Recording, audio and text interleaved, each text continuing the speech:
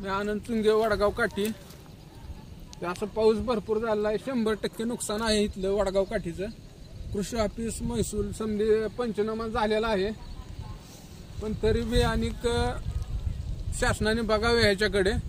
पूर्ण पाक नुकसान आहे, ही सोयाबीन पूर्ण शेंग नाही ना काय नाही, पूर्ण पाक नासाडी झालेली आहे, काहीच नाही। बगल तिकडे नुसतं पाणीच पाणी आहे, पाक नासून गेलंय समजा, पाक शेंगा फिंगा काहीच राहिलं नाही त्या।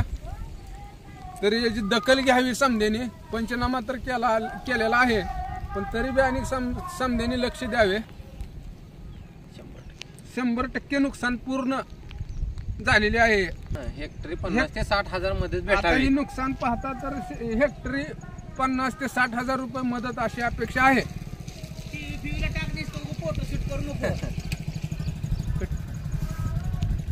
निधी मिळावा कृषी ऑफिस प्रशासनाला विनंती आहे, सततच्या मुसळधार पावसामुळे ही जी शेतकऱ्याच्या हातातोंडाशी आलेला घास सडून हे जी दयनीय अवस्था आहे, काय करायचं शेतकऱ्यानं, करायचं काय? सुलतानी संकट आणि आसमानी संकट दोन्ही संकटात गावलेला शेतकरी, हातातोंडाशी आलेला गुडघाभर पाणी आहे। शेतकऱ्यानं म्हणणं कुणाचं काढा, मांडायचं कुणाकडं? पंचायत समिती असू द्या, जिल्हा परिषद असू द्या, आमदार असू द्या, खासदार असू द्या, मुख्यमंत्री साहेब लक्ष द्या जरा शेतकऱ्याकडे। बळीराजा आहे, नुसताच राजा म्हणू नका, जगाचा पोशिंदा म्हणू नका, पोशिंदाकडे एकदा डोळं उघडून बघा, त्याची दयनीय अवस्था आहे। त्यामुळे जेवढी तुम्हाला नुकसान भरपाई देता येईल तेवढी द्यावी। पंचनामे झालेत, फक्त आमच्या तोंडाला आजपर्यंत पानं पुसलेली, पानं न पुसता त्याला भरीव मदत करावी अशी प्रशासनाला आम्ही या ठिकाणी विनंती करत आहे।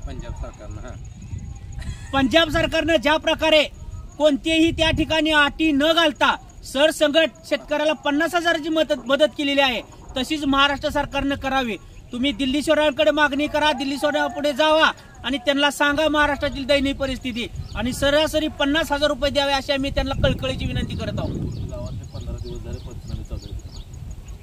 शासनाला एक विनंती आहे, सततचा हा 15-20 दिवस झाला पाऊस चालू आहे, पंचनामे सुरू आहेत, तलाठी साहेब येतात, त्यांच्या संकट असणारे सहकारी येतात, पंचनामे चालू आहेत, पंचनामे करून गेलेले आहेत, परंतु पाऊस उघडाचं काय नाव घेत नाही। त्याच्यामुळे दुहेरी संकटात सापडलेल्या या बळीराजाचा लक्ष देऊन तुम्ही मदतीचा हात पुढे करावा अशी गावच्या वतीने आणि शिवारातल्या सर्व लोकांच्या वतीने आम्ही तुम्हाला विनंती करत आहोत।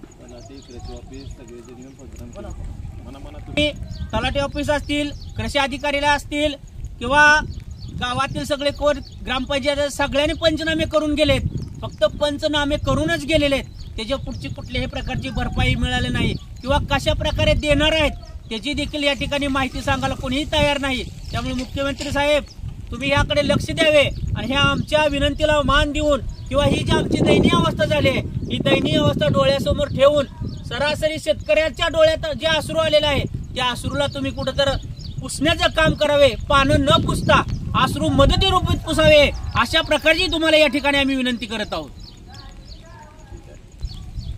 ही पावसाची जी रूपरेषा आहे किंवा हा जो पाऊस चालू आहे पूर्ण मराठवाडा आणि सगळ्यात जास्त धाराशिव जिल्हा, आणि धाराशिव जिल्ह्यात म्हणजे असणारे 7-8 तालुके, या 7-8 तालुक्यात देखील ही नुकसान झालेलं आहे।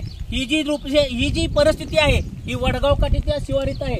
तुम्ही पाहताय मागं 1 किलोमीटर पर्यंत जेवढं पाहचाल तेवढं फक्त पाणी आणि पाणी, जेवढं काय पीक आहे ते सध्या पाण्याच्या खाली आहे, आणि त्या असणाऱ्या पिकामधून जे काय उंबरठ्यापर्यंत येणारं धनधान्य होतं त्याच्यात एक पायली देखील किंवा एक शेर देखील शेतकऱ्याला मिळणार नाही।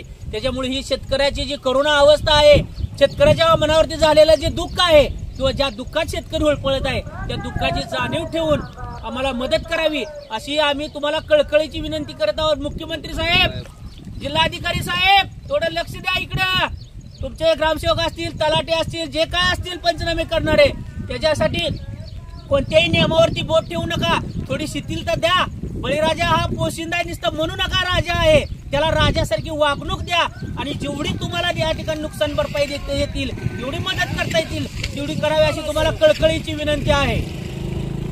नवनवीन ताज्या घडामोडी पाहण्यासाठी आजच आमच्या YouTube चॅनलला लाईक करा, शेअर करा, सबस्क्राईब करा आणि हो बेल आयकॉन प्रेस करायला विसरू नका।